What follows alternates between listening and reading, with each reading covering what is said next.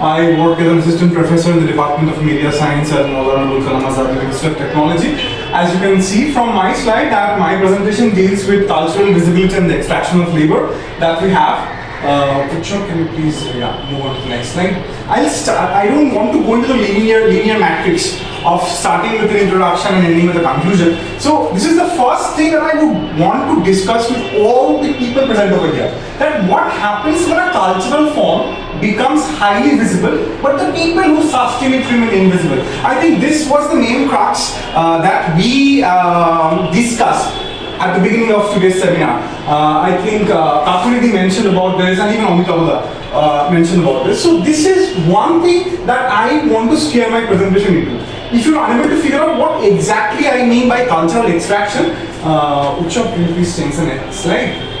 Yeah, this is one example of what exactly I'm talking about. In Milan Fashion Week last year, what happened is Prada made sure that Kolhapuri sandals feature under the label of Prada, and they were priced at 1.4 lakhs per pair. So you can understand that this is something that's very problematic, because we are not mentioning India, or we are not mentioning the community that engages in the Kolhapuri chapels. Now, I am not willing to figure this entire discussion on folk narrative based on global south and global north, because this is happening in India. Move on to the next context, next slide.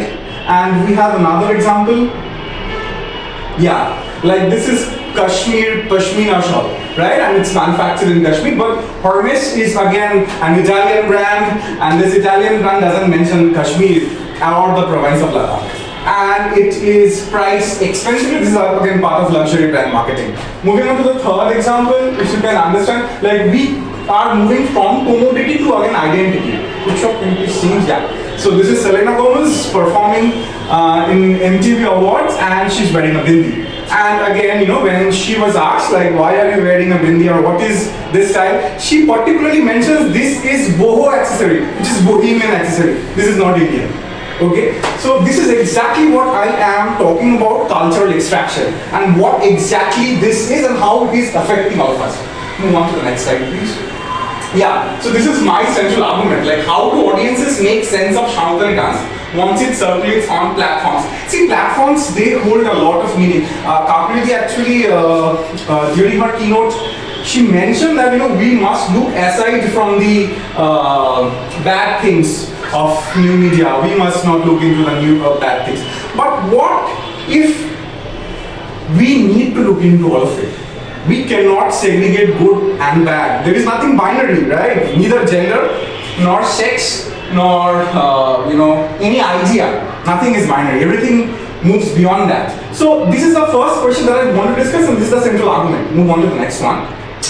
And let me clarify the methodology. I do critical discourse analysis, and I majorly focus on the construct of language, and I look into metaphor, I look into simile, I look into how audience reacts to these videos. Moving on to the next slide.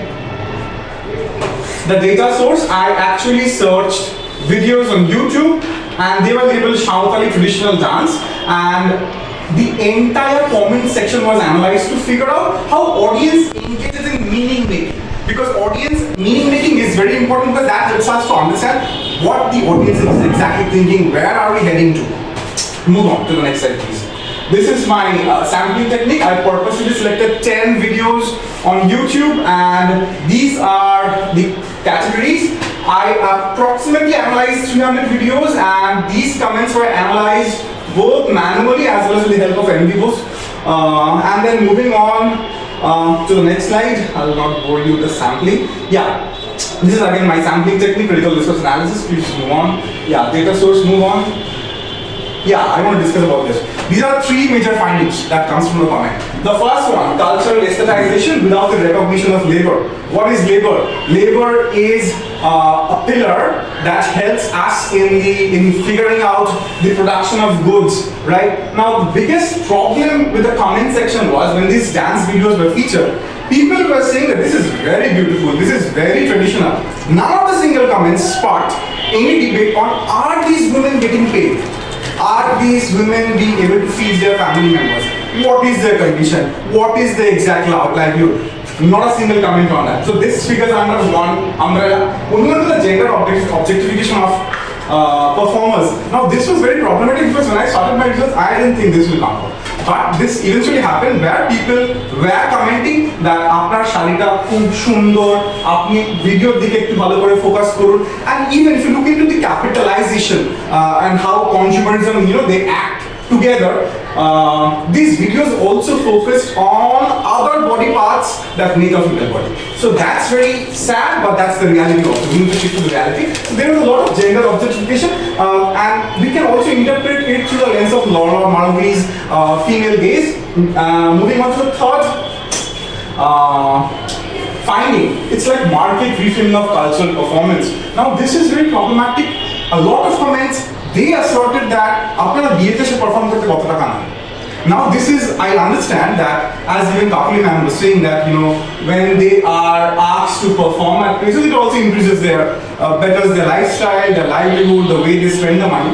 But again, this hireable, making sure that everything is hireable is problematic. So you are no longer seeing this as a cultural tradition. You are seeing this as a commodity. That's something that I can pay money and I can buy it and use it. So a lot of comments started focusing on what is the exact money, how much do they charge, do they need to pay them for the entire day, even the performance for an hour or so. So these are the three major findings from my area of research. Again, as I stated, no conclusion for my research, but again, it has forced me to ask three questions. Move on. The three questions are: who controls the meaning of indigenous performance online? We don't know the answer, right? Is it the people who control the platforms? Is it the audience? Is it some other beneficiary? We don't know. Second is who benefits from its circulation? Again, no idea who benefits from its circulation, because we are seeing people passing your comments. Now I am sure that they are not going to hire these women, or they are not going to move any discussion with these women. So that's again a problematic question that's not answered. And how can labor and the authority of the community remain visible? Again, no idea. The last slide is, I don't propose solutions, but this is a collective action. First thing is, individual performers cannot counter performance logics alone. I cannot do it, my community cannot do it, and I think no one can do it on a lone basis. Now this needs to be supplemented by this research, community and policy analysis.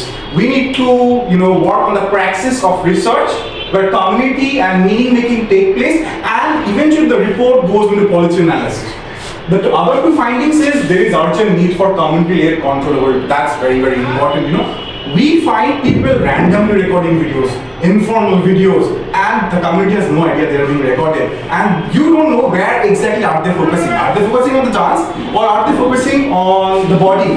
And the fourth element that we of course, we need to have discussions on cultural rights in digital spaces and platform accountability. I don't know how much this is achievable, but I am proposing this as a solution because in India we don't have digital literacy. Look at digital scams, digital arrest, forget about media literacy.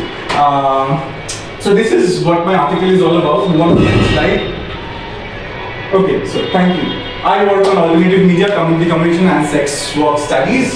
My PhD is based on sex work studies, so if you want to connect, thank you. Please let me know your comments, suggestions, anything. Just one query, not really a query, a bit of surprise actually. Somehow I have this feeling when you talked about marketization, we are getting marketed, people are not interested in their culture per se, but selling their culture. That selling also enables greater popularity and exposure. Doesn't it make the cultural form more seeable? The cultural form gets visible, but is it really materializing?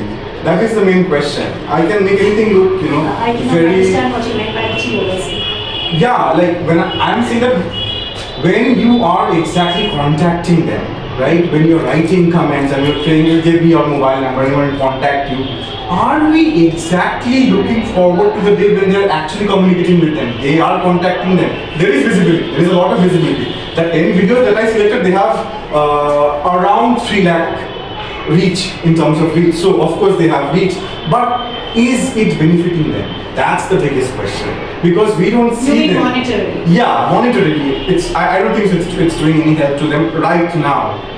through these videos. But yeah, in terms of popularization of culture, yes. But again, what form of culture are you representing? Because these videos with their angles and color, they represent a different angle of Santhali dance. Now that is again problematic. I guess that's pick and choose for the viewers and the way you want to see it. Yeah, audience studies. Yeah, that's what. But I would like to add, this is my personal feeling absolutely. You are the expert in the field. I think it's a bit biased to say that because it really adds to the community. Because if I give you another alternative case study, if you look at it, when we popularize an art form, even if we are providing a number and it's like it is reflecting in tourism, these groups that are performing their art and like you said, that in exchange of money, right? Yeah. Even if you go to maybe a resort where you can book a particular performance and it's happening across Bengal. Since your area mostly of study is Bengal, so it is actually helping the art form reach a commercial aspect to a huge extent. And while comments that you focused on, the negative comments that you were talking of, where maybe the physical aspect of a particular dancer is being focused on by a certain group of people, that is definitely a negative side to it. But to say that the art form is not getting popularity, I think it's a little too much of an extension of anyone's imagination. I would say that the art form is getting diluted. I didn't say that. I said that the popularization of art form is there, but is it actually reaching the grassroots level? Because it does. It's like when you see maybe 3 million views in an Instagram video, or maybe when you see that there is a page. So you also have to look into the perspective of user-generated content. The person who is making that video need not be the artist who is performing. The observation that you had mentioned, it need not be. You can have platforms. We talked about banglanatok.com. That's the biggest example, which is in contrast to what you're trying to find out in your paper. Because if banglanatok.com did not exist as a platform, so many art forms wouldn't have come into focus. Yeah, but I think it does not necessarily always have to be the artist, putting out their video. We aspire that. No, I think his point is showcasing art. That's a physical thing. Physical in the sense concrete objects, and showcasing dance where the human body is concerned. There is a difference. That's your point. Absolutely. But in the performance that he's talking of, the performances, what are these performances? Have you identified them? Like, are they general performances being done for the audience? Are they being done at the festival level? And they are performances that are being done authentically, but someone is making a loose comment on that. No, not necessarily. If you look, like I did move on. If you just look into my, sorry, I'm taking a lot of time. Which means your paper is good. Yeah.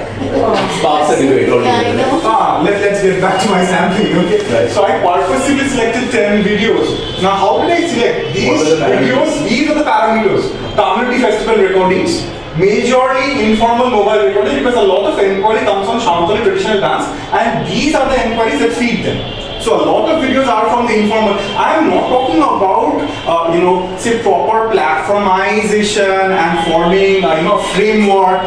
For example, XYZ particular theatre house, or they are coming out with a video, and I'm not talking about comments from their part. I'm talking about people who are seeking information about this dance form and how to make sure that it reaches out to them. So higher visibility and informal mobile recordings, majorly. But don't you think that if there is high visibility, it actually serves the purpose of kind of putting that video or that art form across to many people who might not have been aware of it? Say there is an art form. Of course, there is visibility, and that is the first thing that I'm saying from the inception of this paper. There is visibility, but what I'm saying is the monetization, is the benefit reaching to the mass, or is it just stuck in the logics or the algorithm of the platform? Yeah. That is the main argument. Somebody who's floating the video is getting the money. Yes. So Not the artists. That's his point. But informally it does percolate, right? Because if the group gets popularity, I'll give you a small example from a different perspective that I take a lot of interest in. So there is a nursery called Mukherjee Horticulture, or say there is a Go Green nursery that focuses on bougainvillea plants. okay. So the platform that started popularizing their this nursery's content on social media platform was benefiting from it, and they were getting the money out of the monetization which was happening. But what it converted into is a huge business for the particular nursery, and there are multiple case studies of that. So that is one aspect that you can keep in consideration. But that is again, I believe we are talking about one particular nursery, right? There are multiple like that. currently, Multiple nurseries. since my area of interest is also, your area of study, not specific to folk form, but, other areas. So there is a huge, nurseries have boomed at huge extent because of that particular aspect which started, which I'm sure happens for this as well. I mean, these videos turn out to be advertising. Yeah. Majorly. Any other questions? I'd be glad to answer. So I think this is a discussion principle. You can't, there's no denying the market. I mean, the market is bound to capture you. So, what exactly the outcome is depends on several factors. One, the class, the particular geographical location from where this particular form of art is coming up, and also very much on the middlemen who are taking care of both sides. So I don't think that it's absolutely innocent, neither do I imagine that it's entirely vicious.